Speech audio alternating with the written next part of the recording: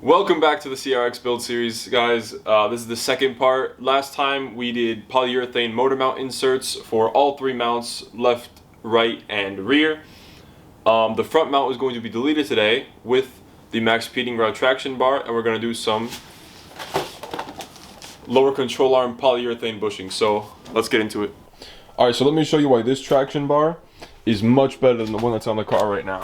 So first off, this piece is all the way from these two bolts down all the way to those two right there. This radius rod connects all the way to the lower control arm on the front suspension, which is connected to your wheel.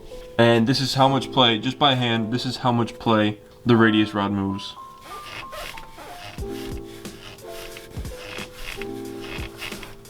Now that's a lot of play for just with the power of my arm.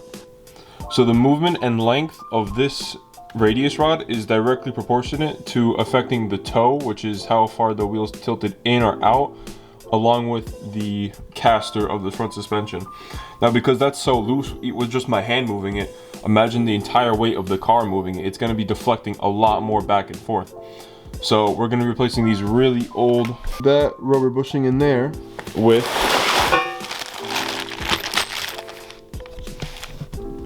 these spherical bushings, also called Heim joints.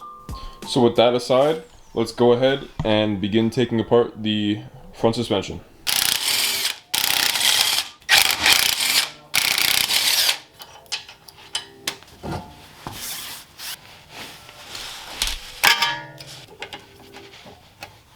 Alright, after taking out this cotter pin, we have an 18mm nut.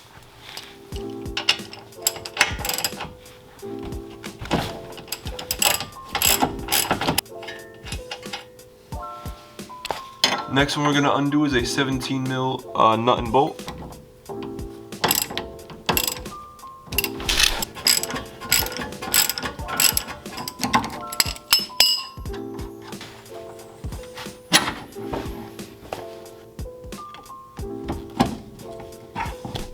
For the inner lower control arm mounting point, it is a 17mm bolt with a 19mm nut.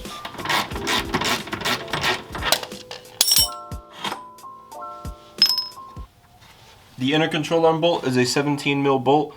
The 19mm nut is captivated on the subframe, so you don't have to worry about that one. Alright, so the last thing holding everything in is the two bolts for the radius rod. To try and make some more room, I ended up getting the whole jack out and jacking it up to generate clearance between the radius rod bolt and then the axle. Now the other one, I have enough room to do it by hand with a wrench.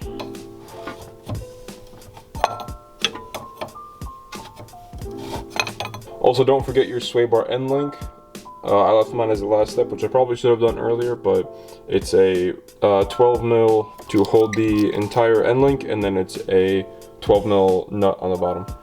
Alright, so definitely do that in a different order than I did. I would recommend doing the sway bar end link probably first. It was a little awkward with the whole arm moving around trying to undo it, but it is now out. After doing the driver's side, I went ahead and did the passenger side. I did take a little bit more apart this time. Things didn't exactly go according to plan.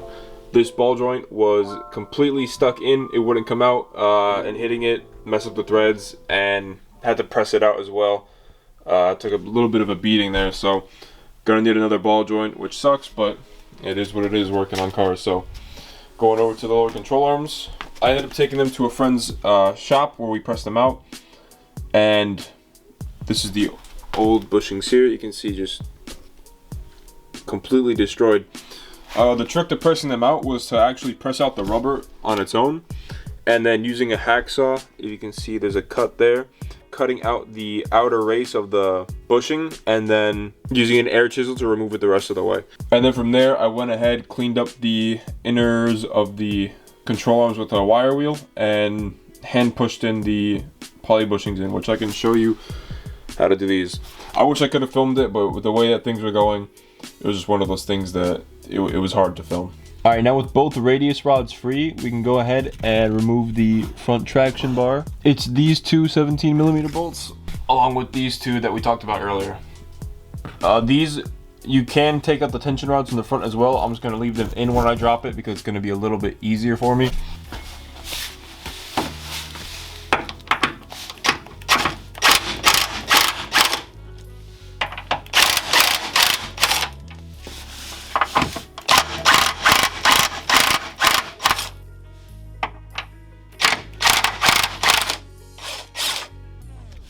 Alright, so I went ahead and only broke those loose because we still have to undo the front mount right there. So there's two 14mm bolts going into the transmission and one through bolt for the mount that's attached to the traction bar.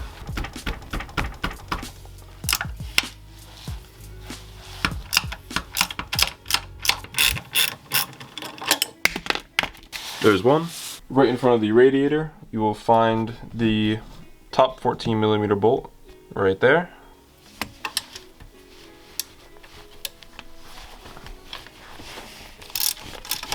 That one wasn't even tight.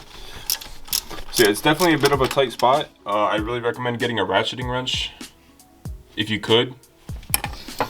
It just makes it go by so much faster. Because it's not too heavy, I'm just using my knees to hold it up. The driver's side 2 bolts are out now.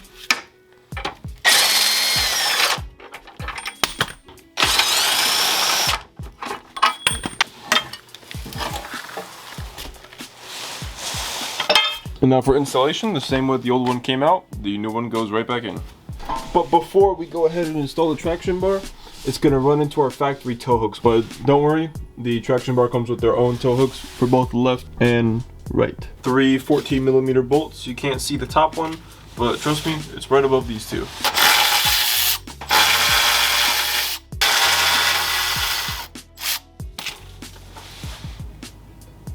As for the other side, it's the exact same thing, 3 14mm bolts.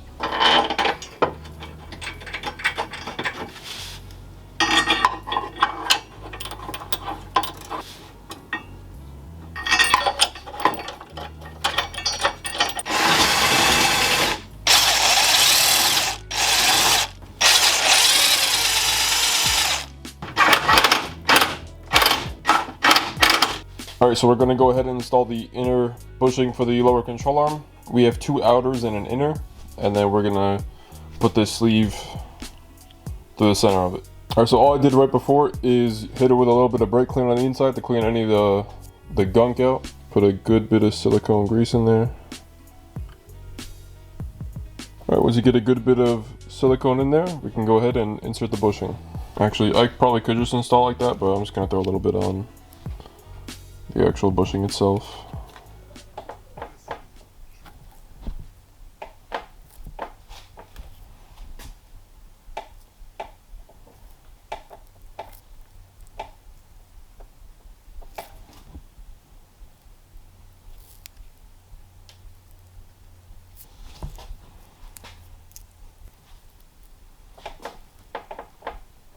Alright, so now with the traction bar fully installed, we can go ahead and move on to our tension rods.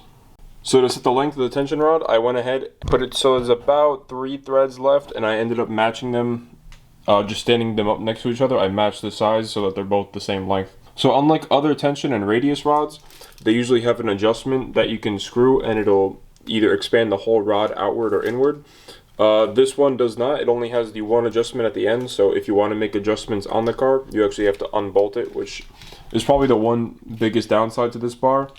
But I just went ahead and set them equal to each other, and the alignment shop will usually take care of the rest. Alright, so the first thing you want to do is make sure that the heim is going to be pointed upright when installing it. You don't want it to be twisted off like this or like this. You want it to be perfectly level. And then you're going to have these 2 collars. You're going to put one on each side.